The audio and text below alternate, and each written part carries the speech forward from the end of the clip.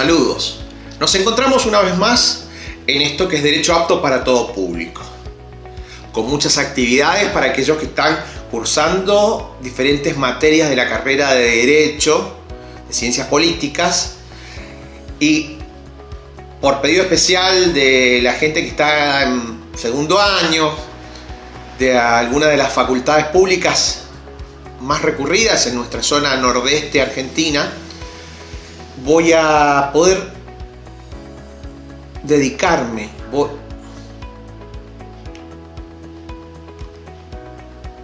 quiero dedicarme en exclusivo a profundizar un poquito más sobre los contratos. Sabíamos que el libro tercero de nuestro Código Civil trata de los derechos personales. En el título primero va a hablar de las obligaciones. Las obligaciones son fuente, muchas veces, de los contratos, pero también son producto de los contratos. Es decir, de la voluntad de las partes que, conforme a reglas que no se pueden dejar de lado, no se pueden dejar de observar, vamos a tener como modelo, como guía, para que la voluntad de dos o más personas se puedan convertir en un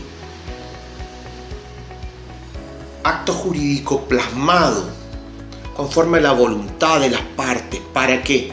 Para que estas dos o más partes manifiesten su discernimiento, intención y libertad, es decir, la voluntad que tienen para crear, regular, modificar, transferir o extinguir las relaciones jurídicas patrimoniales, es decir, realizar un contrato como nos define el Código Civil y Comercial en su artículo 957.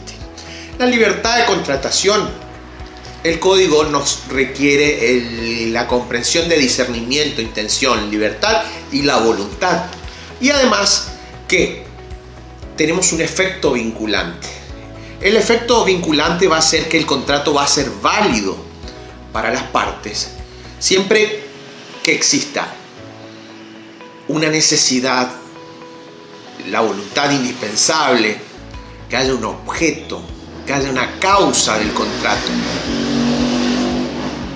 que haya una causa del contrato, que haya un modo de realizarlo, que conozcamos los efectos que tiene el contrato y por sobre todo que se pueda prever el contenido, y el contenido no puede jamás contradecir la ley, el orden público, la moral, las buenas costumbres y no puede ser dañoso para ninguna de las partes ni para terceros.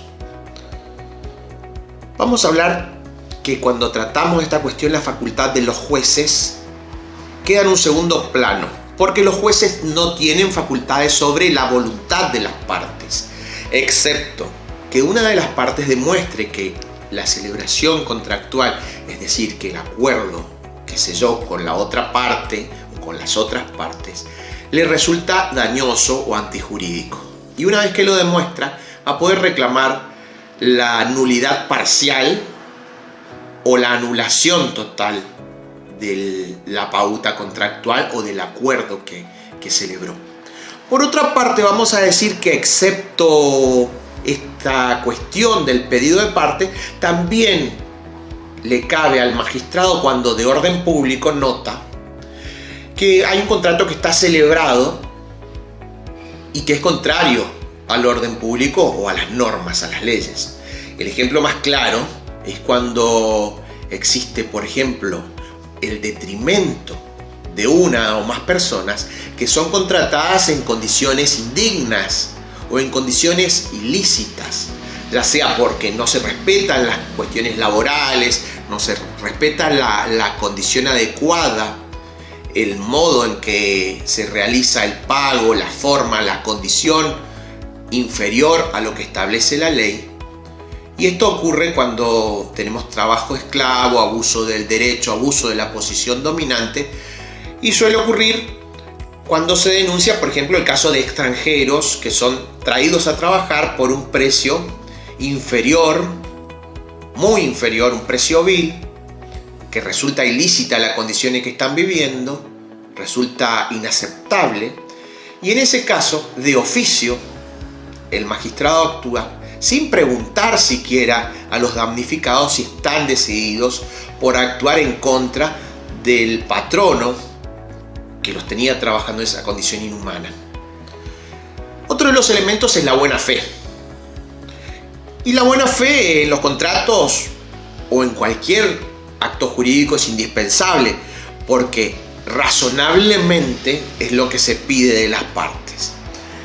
Vamos a tener el carácter de las normas legales que van a ser relativas a los contratos. Vamos a decir que son supletorias a la voluntad de las partes. Y aquí tenemos dos aspectos.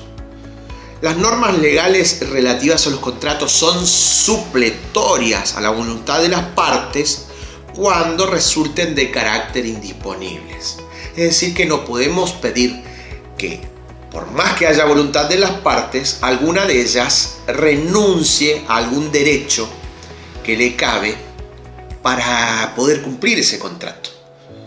Es decir, que por más que haya una de las partes dispuestas a sacrificar esa cuestión de su persona, de su humanidad, con tal de acceder, la ley no va a permitir la licitud, la existencia de ese contrato, porque hay una cuestión que no puede ser vulnerada o no puede ser dejada de tener en cuenta, dejada de prestar atención o dejada de resultar indispensable como importante. La prelación normativa. Nos referimos a esto cuando concurren, por ejemplo, disposiciones que tenemos en nuestro código, pero también cuando hay alguna norma que se aplica. Y vamos a tener una prelación. Primero van a estar las normas indisponibles de la ley especial. Sobre ley especial vamos a tener después el Código Civil. En segundo término, en tercer término, vamos a tener las normas particulares del contrato, después normas supletorias de la ley especial y después las normas supletorias del código. ¿Qué quiere decir esto?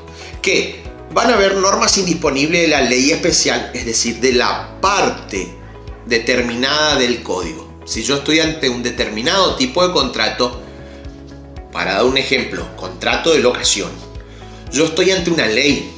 Si yo tengo un contrato de leasing, hay una ley que regula eso. Después recién va a venir el código en general y las normas particulares de los contratos. En tercer término va a venir la norma supletoria de esta ley especial, como dije, leasing, contrato de locación, contrato de compraventa.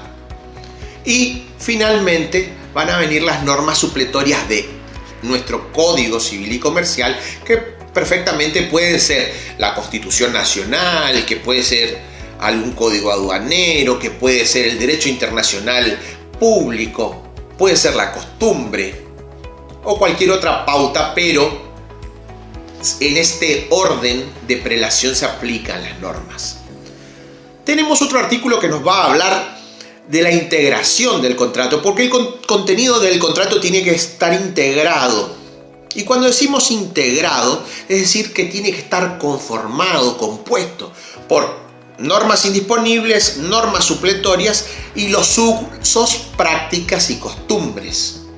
Cuando hablamos de normas indisponibles, son aquellas que se aplican en sustitución de las cláusulas que resulten incompatibles o de alguna cuestión que dentro de nuestro contrato no se pueda aplicar.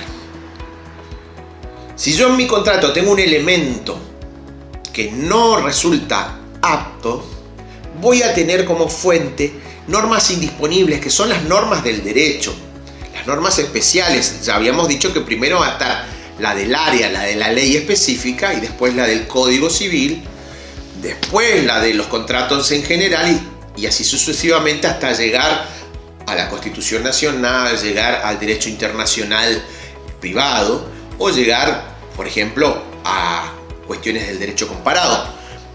Pero primero vamos a tener las normas indisponibles, aquellas que no vulneren los intereses particulares, aquellas que no configuren un daño para las partes, que no vayan ad contralegem, es decir, contrarias a la ley y al orden público, y aquellas que no vayan en detrimento de la moral y las buenas costumbres. Las normas supletorias. Cuando hablamos de las normas supletorias, ya supletorio nos indica que son las que se ocupan en reemplazo de. Y que el caso es que cuando hay una cuestión que no se puede utilizar de nuestro contrato, necesitamos la adecuación. Conocer el espíritu que los legisladores pusieron en nuestro código o para el tipo de contrato o para uno similar y adecuarlo a ese para que quede conformado lo más similar posible, lo más cercano a lo que se procuró, a lo que se deseó plasmar en realidad. Y por otra parte, que además esto sea un elemento que represente la voluntad de los legisladores, por supuesto, porque es la ley, pero a la voluntad de las partes. Por último, vamos a tener los usos, prácticas y costumbres del lugar de la celebración. Cada lugar tiene sus usos y prácticas, y esto va a tener con la buena fe, va a tener relación también con la costumbre local y va a tener que ver más que con el orden público, con las buenas costumbres y la moral. Por último, vamos a tener el derecho de propiedad en nuestro capítulo primero de este título segundo que abarca los contratos en general. Y cuando abordamos este artículo vamos a decir que viene el derecho de propiedad, y es un tema indispensable porque los derechos resultantes de los contratos integran el derecho de propiedad del contratante. Nadie puede dar lo que no tiene, ceder lo que no le pertenece, prometer lo que no va a cumplir, porque todo aquello configuraría un fraude, una estafa, es decir, un injusto jurídico. De esta manera, siempre que se realiza una pauta, va a ser sobre cosas posibles, sobre cosas realizables, sobre cosas lícitas, sobre cosas donde caben los derechos y sobre cuestiones que van a ser factibles de poner en práctica luego de la contratación. Espero les haya gustado, espero haber sido lo suficientemente claro para poder haber aportado y abordado adecuadamente respecto del capítulo primero de la cuestión de los contratos. Prometo hacer el capítulo segundo en breve. Los espero pronto aquí, en esto que es derecho apto para todo público.